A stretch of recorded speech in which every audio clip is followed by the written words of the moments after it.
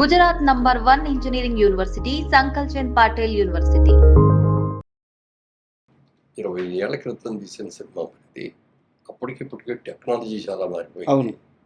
మరి అప్పటికి ఆ నెగిటివ్లు ఎలా ఉన్నాయో కూడా తెలియదు. మరి దీన్ని అప్గ్రేడ్ చేయాలి. ఇప్పుడున్న sound system, Dolby system upgrade చేయాలి. ఇవన్నీ చేయాలి కదా, చేస్తాము అంటే టెక్నికల్గా అంటే ఓకే అన్నారు వాళ్ళు. ఉమ్, ప్రసాద్ లాడ్ దగ్గరికి వెళ్ళి ఇప్పుడు ఇందాక వచ్చింది అమ్మాయి, మా తమ్ముడు గారు అమ్మాయి ప్రియాంక. అవును సార్. ప్రియాంక బాధ్యత తీసుకుంది. ప్రియాంకకి బాగా నాలెడ్జ్ చాలా ఉంది. అమెరికాలో సినిమా ఇండస్ట్రీ గురించి చాలా, అంటే అక్కడ తను మాస్టర్స్ చేయడానికి వెళ్ళి సార్. ఒక 4 years అక్కడ సినిమాస్లో వర్క్ చేసింది. కాబట్టి దానికి టెక్నాలజీ గురించి బాగా తెలుసు, బిజినెస్ గురించి బాగా తెలుసు, అన్నీ కూడా తెలుసు. దీన్ని మనం ఒక లాభం అనేది ఏంటి అనేది మనం చూడొద్దు. ఉమ్, ఇందులో మనకు అక్కర్లేదు, అసలు లాభం కూడా ఏం అక్కర్లేదు. దీన్ని అద్భుతంగా చేయాలి అని అనుకున్న తర్వాత ఈ సూపర్ 4Kకి ఓకే. చేయించాను దానికి, సౌండ్ కూడా డాల్బీకి చేంజ్ చేస్తాం. డాల్బీకి చేయించాం.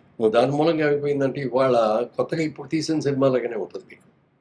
కలర్స్ కానీ ఇది కానీ ఎవ్రీథింగ్. సార్, మీరు అతడు సినిమాకి టెక్నికల్గా ఎన్ని హంగులు అద్దినా అసలు బేసిక్గా దాని సోలే ఈ తరానికి సరిపోయేది.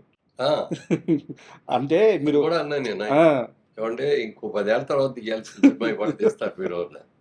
ట్రెండ్ మార్చాలి కదండి మనం ఆ, అన్నారు ఆయన. అందుకే చెప్పింది, మళ్ళీ మేము ఇంటర్ఫియర్ అయితే సార్ మళ్ళీ మాది ఓల్డ్ స్కూలు, ఫ్యామిలీ ఓరియంటెడ్ ఇట్లాగా ఉంటుంది.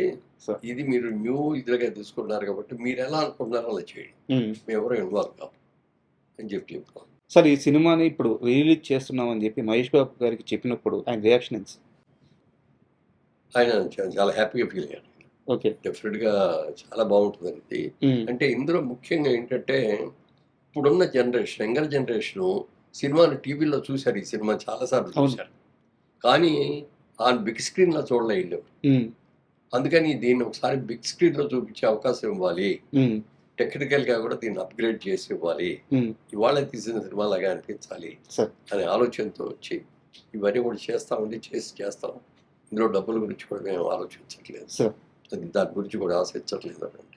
తర్వాత వాళ్ళు ఇచ్చిన ప్రపోజల్ కూడా ట్రస్ట్కి జరిగితే ఓకే అండి అని చెప్పి, మేము నాకు కూడా ఏం అభ్యంతరం లేదు సార్. అని చెప్పి చెప్పడం జరిగింది. అలాగే వచ్చేదానికి సద్వినియోగం కోసం మనం దీన్ని ఒక మంచి పని చేయాలనే ఆలోచన మహేష్ బాబు వాళ్ళు అనుకున్నందుకు సార్. డెఫినెట్గా మా సైడ్ నుంచి ఏం కావాలో మేము రెడీ చేయండి అని చెప్పి. సార్, అంటే మహేష్ బాబు గారి ట్రస్ట్ ప్రస్తావన వచ్చింది కాబట్టి నేను కాస్త అతడు నుంచి కాస్త డీవియేట్ అయ్యి ఒక చిన్న క్వశ్చన్ అడుగుతున్నాను సార్. కృష్ణ గారిని మీరు చూశారు, చాలా సందర్భాల్లో ఇండస్ట్రీ మొత్తం ఉంటుంది, చాలా సందర్భాల్లో మీరే చెప్పారు ఇండస్ట్రీలో దేవుడు అంటే మనిషి ఎవరైనా ఉన్నారంటే కృష్ణ గారు అని చెప్పేసి.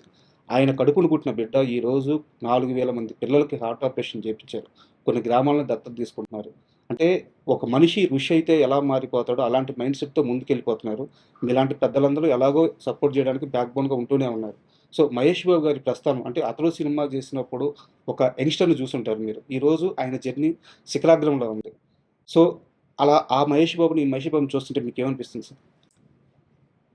యాక్చువల్గా కృష్ణ గారు నేను క్లాస్ పర్సన్, మీరు కూడా ప్రస్తావించారు, మీ ఏలూరు కాలేజీలో క్లాస్ సార్. పర్సన్. అప్పుడు ఇద్దరు కూడా కొంచెం అంటే కామ్గా క్వైట్గా ఉండేవాళ్ళందరూ ముందు బెంచ్లో కూర్చోబెట్టి అందరి బెంచ్లో వెనక కూర్చో, ఓకే. ఆ విధంగా మీ ఇద్దరం పక్క పక్కన ఫస్ట్ బెంచ్లో కూర్చునేవాళ్ళం. మీ ఇద్దరు రాముడు బుద్ధిమంతుడు.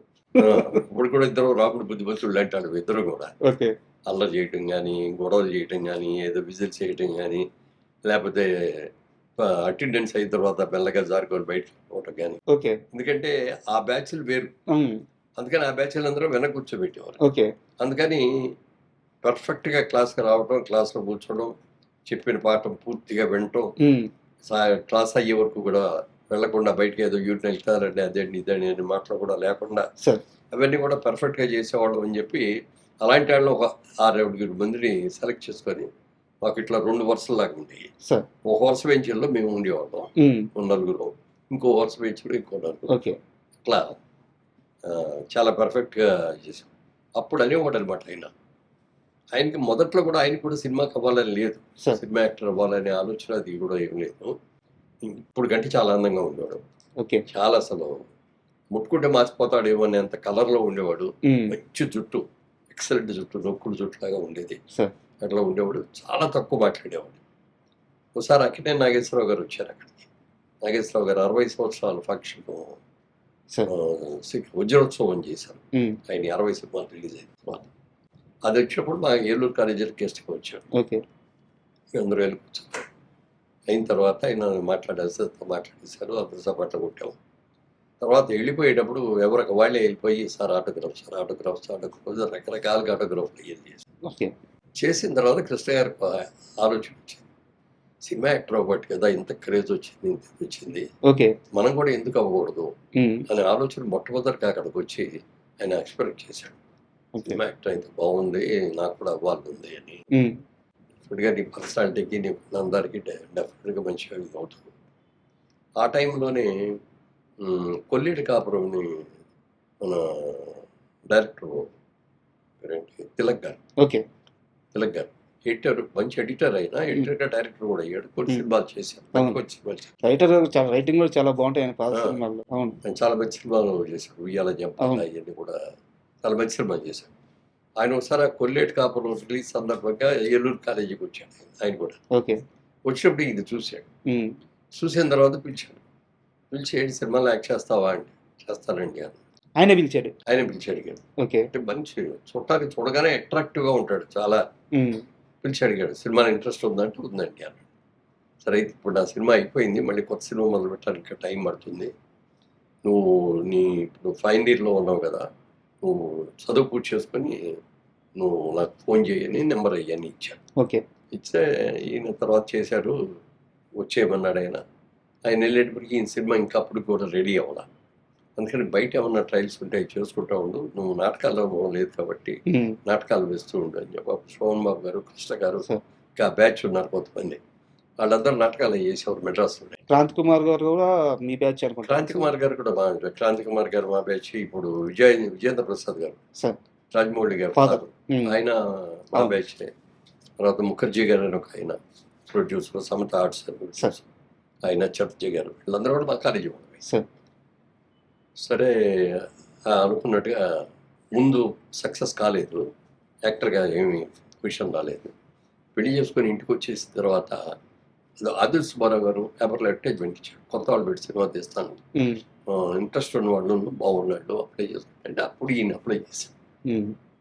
దానికి ఇంటర్వ్యూకి పిలిచారు, చూసారు, సెలెక్ట్ చేశాను. తేనె మనసు. ఫేమస్ అలా యాక్టర్ అయ్యాడు. నేను బాగా ఆయన ఏదైనా రిలీజ్కి వస్తే, విజయవాడ వస్తే ఫోన్ చేసేవారు, నేను వెళ్ళి కలుస్తూ ఉండేవాడిని. సార్. తర్వాత మా బిజినెస్ కోసం నేను కోయంబత్తూరు వెళ్ళాల్సి వస్తూ ఉండేది. కోయంబత్తూరు తిరిగి వచ్చినప్పుడు మెడ్రాస్లో ఒక రోజు ఆగిపోయి నేను కృష్ణ గారిని కలుసుకొని అక్కడ ఆయన ఆ రోజంతా గడిపి ఆ రోజు రాత్రి మెయిల్కి వెళ్ళి కొన్ని అలా చాలా మంచి సినిమాలు వస్తున్నాయి, ఇది వస్తాయని అన్నీ చెప్పేవాడు. డెవలప్మెంట్ అయ్యేది. సార్.